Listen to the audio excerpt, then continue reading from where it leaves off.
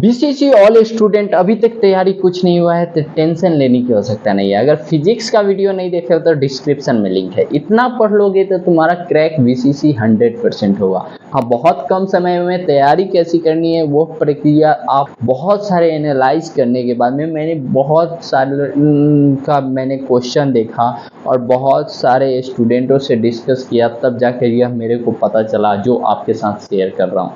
हाँ गाइज, आपको बताऊंगा आज केमिस्ट्री का इंपॉर्टेंट चैप्टर, इंपॉर्टेंट रिएक्शन बताने वाला हूँ, जो 10 रिएक्शन है जो हर साल एक दो क्वेश्चन पूछ ही देता है। उसके बाद में कौन से चैप्टर से कितने नंबर के पूछेगा, तो इस वीडियो को सारे दोस्त में शेयर कर देना। और पहली बार चैनल पे आए हो तो चैनल को सब्सक्राइब करके बेल घंटी ऑन करना। और आपके सब्जेक्ट ग्रुप क्या है और कौन से सब्जेक्ट के ऐसे वीडियो चाहते हो कमेंट बॉक्स में कमेंट करना, जिससे उस पर जल्द इसी में पहले बता देते हैं केमिस्ट्री में 10 रिएक्शन कौन कौन सा है, बहुत इंपॉर्टेंट है। तो सबसे पहले रिएक्शन आप देख सकते हो यह हाइड्रोजन, हाँ, कॉम्बिनेशन ऑफ हाइड्रोकार्बन वाला जो रिएक्शन है वो आपको याद होनी चाहिए। अब इसमें इधर उधर करके आपको देगा तो उसको अच्छे से याद करना कि यह ऑक्सीजन के साथ रिएक्शन करके क्या क्या बनाता है, ठीक है, यह आपको याद होनी चाहिए, ठीक है। दूसरी रिएक्शन की बात करें तो कॉम्बिनेशन रिएक्शन आता है जो आपको दे सकता है, तो वह चीज़ आपको क्लियर होना चाहिए। जो यहाँ पे एक एग्जांपल मैं दिया हूँ और यह एग्जांपल इजी लिया हूँ कि समझ में आ जाए। दूसरी का डिकम्पोज रिएक्शन जो है वह दिया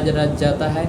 इसमें से आपको एक दिया रहेगा, यह कौन सा गैस निकल रहा है यह पूछ दिया जाएगा, यह कुछ भी डिकम्पोज करके रिएक्शन आपको दिया रहेगा, ठीक है। चौथी मैं बात करूँ तो आगे डिस्प्लेसमेंट वाला रिएक्शन आपको दिया रहेगा, तो आप अच्छे से पढ़ लेना। यह एग्जाम्पल तो दिया हुआ था, एक बार क्वेश्चन भी पूछा हुआ है, Zn और CuSO4 रिएक्ट करके क्या बनाता है, तो ये क्वेश्चन आपको याद होनी चाहिए और इसको समझ लेना आप यूट्यूब पे वीडियो देखकर किसी का, ठीक है। उसके बाद में यह रिएक्शन आपको एसिड बेस वाला एक रिएक्शन आपको पता होना चाहिए, कैसे एसिड बेस के साथ रिएक्ट करता है और क्या क्या बनाता है। दूसरी का फॉर्मेशन आपको रिएक्शन अमोनिया का पता होना चाहिए, हाँ, ये क्वेश्चन आपको आता है। उसके बाद में नेक्स्ट इथेनॉल वाला आपको रिएक्शन पता होनी चाहिए, ठीक है। ये थी 7 रिएक्शन। 8वां में आपको एक reaction formation of sodium chloride आपको दिया रहेगा, तो उसका सूत्र लिखना है तो वह लिख देना, ठीक है। उसी तरह आपको अनसेचुरेटेड ऑयल हो गया, उसके बाद reaction of acid with metal के साथ रिएक्शन, अलग अलग मेटल होगा उसके साथ रिएक्शन करके बताया जाएगा, ठीक है। तो यह चीज़ आपको 10 इस बेसिस पे आपको रिएक्शन पता होने चाहिए। चलो इंपॉर्टेंट चैप्टर की बात कर ले, कौन कौन से इंपॉर्टेंट चैप्टर है, तो देखो सबसे ज़्यादा इंपॉर्टेंट चैप्टर आपको chemical bonding and molecular structure है, इसको पढ़ लेना क्योंकि 2-3 क्वेश्चन है, यानी कि 12 नंबर का क्वेश्चन यहाँ से पूछा जाता है। थर्मोडायनेमिक्स देखो फिजिक्स में भी इम्पोर्टेंट है, केमिस्ट्री में भी इम्पोर्टेंट है, 12 नंबर का यहाँ से क्वेश्चन रहता है। इक्विलिब्रियम पढ़ लेना, यहाँ से 12 नंबर का क्वेश्चन होता है। उसके बाद रिडक्शन पढ़ लेना, हाँ, इलेक्ट्रोकेमिस्ट्री पढ़ लेना। उसके बाद में कोऑर्डिनेशन कंपाउंड पढ़ लेना, ये सब इम्पोर्टेंट है। ऑर्गेनिक केमिस्ट्री यहाँ से 2-3 क्वेश्चन रहते हैं, ठीक है। उसके बाद हाइड्रोकार्बन वो सब इतना इम्पोर्टेंट नहीं है, लेकिन ये सब भी चैप्टर छोड़ने की ज़रूरत नहीं है। अल्कोहल हो गया, फिनॉल हो गया, ईथर हो गया, इसमें एक स्ट्रक्चर दे देगा, पहचानने को बोलेगा, तो ये पढ़ लेना। अल्डिहाइड ग्रुप पूरा अच्छे से पढ़ना क्योंकि यहाँ से क्वेश्चन आपको बहुत पूछे जाते हैं, 2-3 क्वेश्चन तो होंगे ही। उसके बाद बायोमोलिक्यूल्स पढ़ लेना, जिसमें से 1-2 क्वेश्चन पूछे जाएंगे, ठीक है। नेक्स्ट बता दें नेक्स्ट चैप्टर कौन कौन सा इंपॉर्टेंट है, तो यहाँ पे आपको दिख रही है ये सारे चैप्टर आपको इंपॉर्टेंट है। जैसे में P ब्लॉक पढ़ लेना क्योंकि 2-3 क्वेश्चन रहता है। उसके बाद में S ब्लॉक पढ़ लेना, ग्रुप 1-2, जिसमें से 1-2 क्वेश्चन रहेगा। DF ब्लॉक पढ़ लेना, 1-2 क्वेश्चन रहेगा। Solid state 1-2।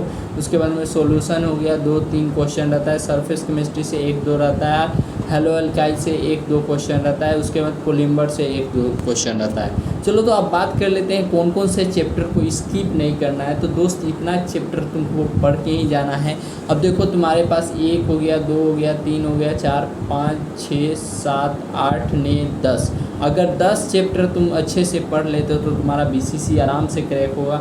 सबसे पहले chemical bonding and molecular structure आपको पढ़ना है। उसके बाद में थर्मोडायनेमिक्स पढ़ना है, इक्विलिब्रियम पढ़ना है, इलेक्ट्रोकेमिस्ट्री पढ़ना है, कोऑर्डिनेशन कंपाउंड पढ़ना है। उसके बाद में ऑर्गेनिक रिएक्शन पूरा पढ़ना है, ऑल्डिहाइड ग्रुप पूरा पढ़ना है। उसके बाद P ब्लॉक अच्छे से पढ़ना है, सॉल्यूशन पढ़ना है, बायोमोलिक्यूल्स पढ़ना है। इतना चैप्टर पढ़ के ही जाना। अगर ये चैप्टर को चाहो तो तुम 3 दिन में ख़त्म कर सकते हो। हाँ, या पूरे चैप्टर को चाहो तो 3 दिन में ख़त्म कर सकते हो। ठीक है, जितने भी इंग्लिश मीडियम के स्टूडेंट हैं उनके लिए अलग ग्रुप है जो डिस्क्रिप्शन में लिंक है, ये अबाउट में चैनल पे चल जाओगे तो वहाँ मिल जाएगा।